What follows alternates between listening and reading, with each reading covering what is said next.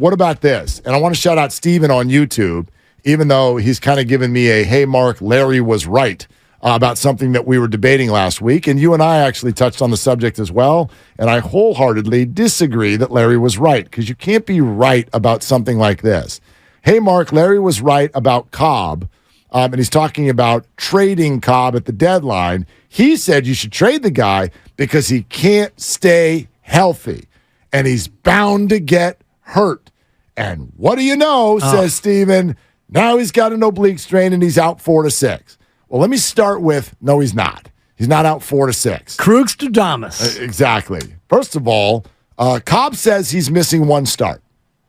Now, he may be wrong, but Cobb has already promised he's going to be back for the Mets series, and he will miss 1 start.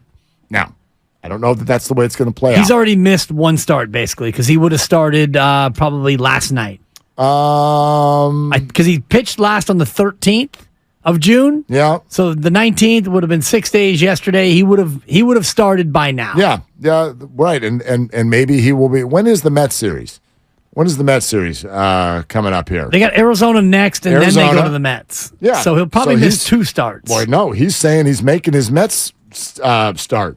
That was his point. I don't know that he will. They have Arizona, Blue Jays, and then they Mets. go to Toronto, and then they go to the Mets. I don't know what the whole schedule was, but he stated, I will be ready to go for that Mets series, which is next weekend. Not this weekend, but next weekend. It's only a week and a half away. Okay, so we'll see if that's actually true or not. But there's certainly no guarantee that he's going to be out 4 to 6.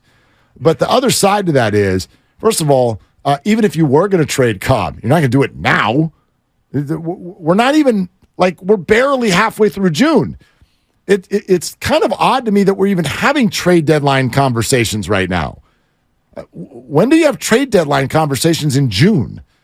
It's the end of July. Yeah, we got all kinds of baseball that's got to happen before you figure out who are the buyers, who are the sellers, what are the right moves to make.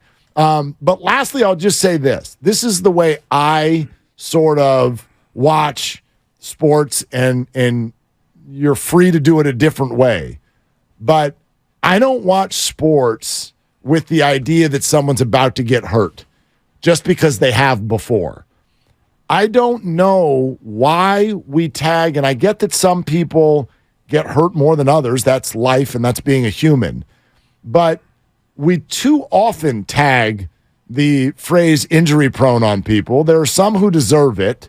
I get that. But in professional sports, I feel like it's been proven over and over and over again that anybody can get hurt, and just about everybody will get hurt. And I don't know how you would then quantify it to where you start making decisions based on things that haven't even happened yet. Like, if you're going to talk about signing a contract, let's go Steph Curry's ankles. I thought we were going to go Carlos Rodon would be better. That's fine. Now, if you're talking about signing a contract and you're like, I don't want to do 5 years because... Carlos Correa is a good example. XYZ, that feels like too big of a risk. Yeah. But we're talking about 9 weeks. Like, you're going to spotlight it all the way down to where you would say, I'm going to lessen my rotation in a year where you have a winning baseball team and a shot at a title, and I'm going to lessen it because I'm going to predict right now that guys who have had some injuries are going to get hurt in this 9-week window.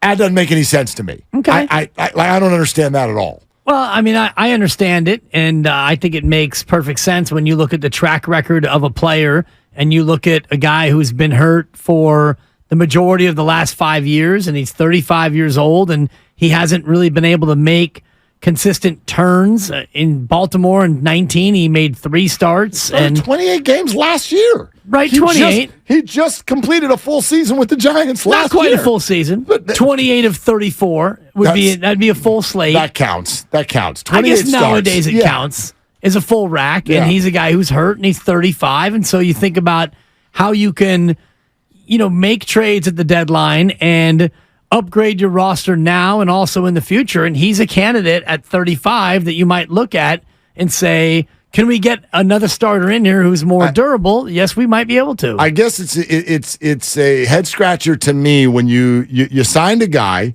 And no doubt, admitting one of the reasons they were able to get him for as cheap as they did is because he was coming off of a season where he was partially injured, even though he pitched very well for the Angels. He had an 8-3 record and an ERA in the threes. Okay, so he's coming off that. The Giants tab him as someone who they think is undervalued, and they bring him in, and he has been here for a year and a half, and this is his first real injury, and it might be a week and a half long. And so you're going to get rid of him when you're in second place and your record is 40-32?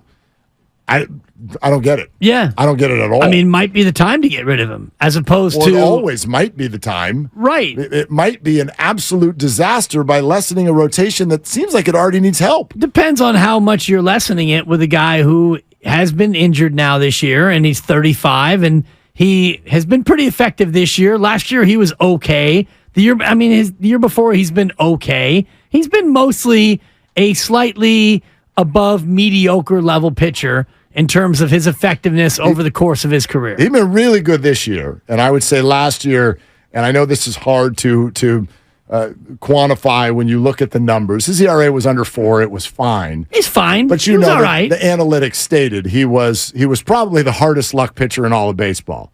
He pitched pretty well. The Giants had, as we know, just a hellacious defense last year. Yeah, bad. They were gross. Better this year. Disgusting to watch last year. So Alex Cobb, I'm not going to say he's been a star. He's been a lot more good than bad, I would say, since being a Giant, and he's been healthy.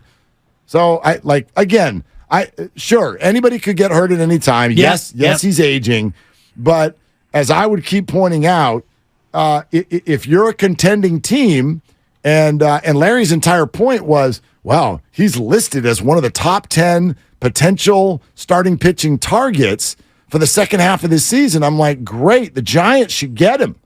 That's what they should do, because that's exactly when you want a 35-year-old who might get hurt. You want him for half of a season to come in and make 10 starts and see if he can help you in the playoffs. You don't want to sign him for 3 years. Right. You want him for 10 weeks. So that's when I would keep him, is all I'm saying. I would look for another pitcher who's out there who might be better than Alex Cobb, who you could bring in for the final 10 weeks of the season. Somebody who would improve your rotation a little bit. Because Alex Cobb, to me, if he's your number 3 or your number 4 in the playoffs, I'd like to have a better pitcher than that. I would say, why not both? Why not both? I'm all for the Giants acquiring a pitcher at the deadline, or let's hope Kyle Harrison comes up and really, really pops, and he's ready to contribute in the second half of the season. That'd be great too. But if this team makes the playoffs and you're telling me that Cobb could be your 3 or your 4, oh, I'm in. He's been very, very good this year.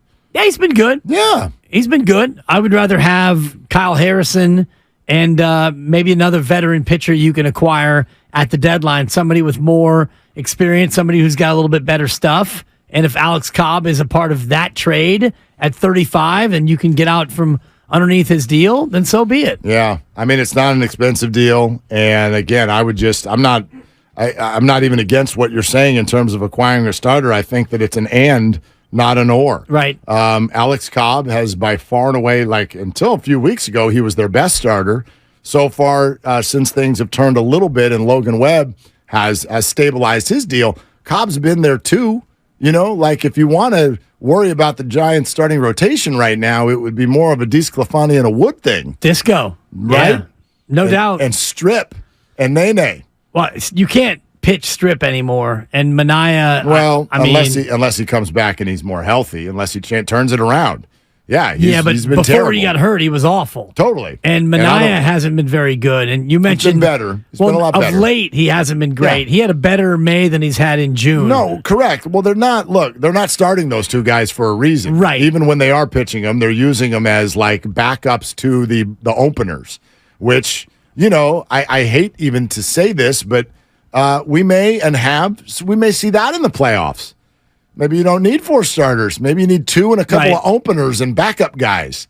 I know it makes I heard you last week, though, with Larry, and I agree with you in terms of, I'm I'm not in favor of going with openers in high leverage spots. I'd rather not. Maybe because I'm an old school guy, but I'd rather have a guy you can throw out there for 6 innings and know you can bank on. Or at least hope. At least hope he would. Exactly. Yeah, because it's almost like you're signing up to know that your bullpen is going to get taxed and you might have a playoff game again the next night. So if you're desperate, okay.